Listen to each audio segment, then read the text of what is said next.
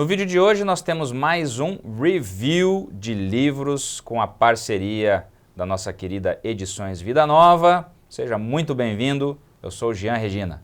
E eu sou o Thiago Vieira e você está no canal que a religião interage com o direito interage com a religião. É o Direito Religioso versão 2023 a todo vapor, começando com Edições Vida Nova. É uma alegria termos você aqui conosco, então se ajeita na poltrona, roda a vinheta e vamos pro vídeo.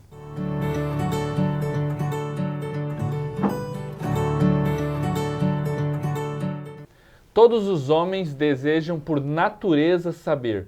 Com essa frase dita pelo Aristóteles, iniciamos o nosso review de hoje. Falaremos de um livro que vai explorar a natureza da investigação, Tomás de Aquino e o conhecimento de Deus. A imaginação a serviço da teologia. Publicado por Edições Vida Nova, nossa parceira, nossa casa, o livro foi escrito pelo professor, que também é o nosso querido amigo, Jonas Madureira. Ele é pastor batista reformado, é um teólogo, filósofo, escritor e professor da Universidade Presbiteriana Mackenzie, professor do seminário Martin Butzer e também do programa de doutorado do Puritan Reformed Theological Seminary lá de Grand Rapids, Tiagão, do Michigan. É, isso aí. O livro é fruto de uma tese de doutorado e oferece um caminho para quem deseja entender a teologia de Tomás de Aquino. Consideramos uma excelente e apropriada introdução para quem se propõe adentrar na visão tomista de mundo e entender com clareza o pensamento do Dr. Angélico. Muito bem. O professor Jonas fez um serviço brilhante ao explicar como podemos ter as questões e as respostas formuladas por Tomás de Aquino sem tanta dificuldade. Como dois estudiosos das obras do Aquinate, Dr. Tiago, nós sabemos que a leitura sem orientação podem causar dificuldades na hora de interpretar todo o conteúdo trabalhado lá naquela obra sensacional de Aquino, que é a Suma Teológica, e que passeia por questões de teologia, de direito, da política, de lógica, entre tantos outros, né? Com essa obra, entendemos a posição tomista a respeito dos limites do conhecimento humano. Ou seja, o conhecimento sensorial como condição necessária para a realização do conhecimento intelectual. É esse conhecimento sensorial que torna possível a atividade do intelecto na contemplação das verdades eternas. É um livro maravilhoso, afinal de contas é conhecimento. Será que os seres humanos podem, afinal, conhecer essas verdades eternas? O Jonas Madureira vai responder a pergunta trazendo a crença tomista de Tomás de Aquino de que a natureza racional dos seres humanos é o que torna capaz a nossa espécie de conhecer as verdades eternas sem necessitarem do auxílio constante da iluminação divina. Isso pode até soar um pouco estranho para algumas linhas doutrinárias, sobretudo no meio evangélico, mas é aí que o livro do Jonas esclarece que revelação e razão são ambas de procedência divina. Primeiro, estudamos sobre o problema e o método de Tomás de Aquino. Que Tomás de Aquino usará o termo fantasma como sinônimo de imagens mentais, o que no latim é chamado de conversio ad phantasmata, objeto próprio do intelecto humano, que em português significa repetição de uma operação no processo de intelecção. Para ninguém ficar perdido na conversa aqui, a palavra intelecção significa a ação ou o processo de entender.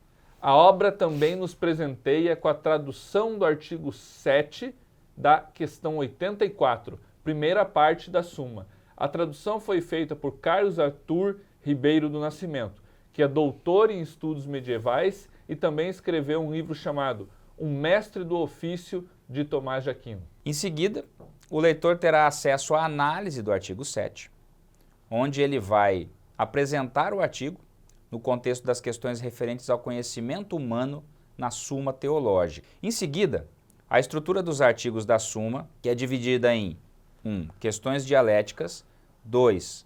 Argumentos iniciais ou objeções, 3. Argumentos sede contra, 4.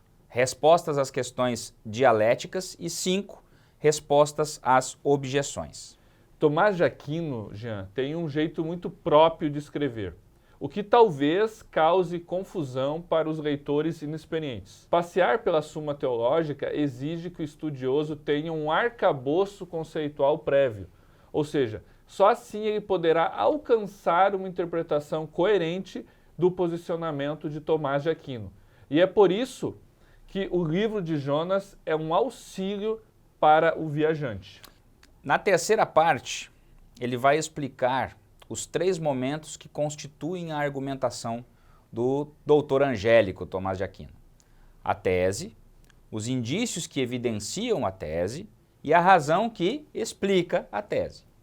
Ele adota 2 eixos principais na hora de argumentar a respeito da imaginação a serviço da teologia, sendo o primeiro argumento a filosofia grega e o segundo argumento a filosofia patrística, sem falar que o livro tem uma preocupação de traduzir esses eixos para uma cosmovisão evangélica.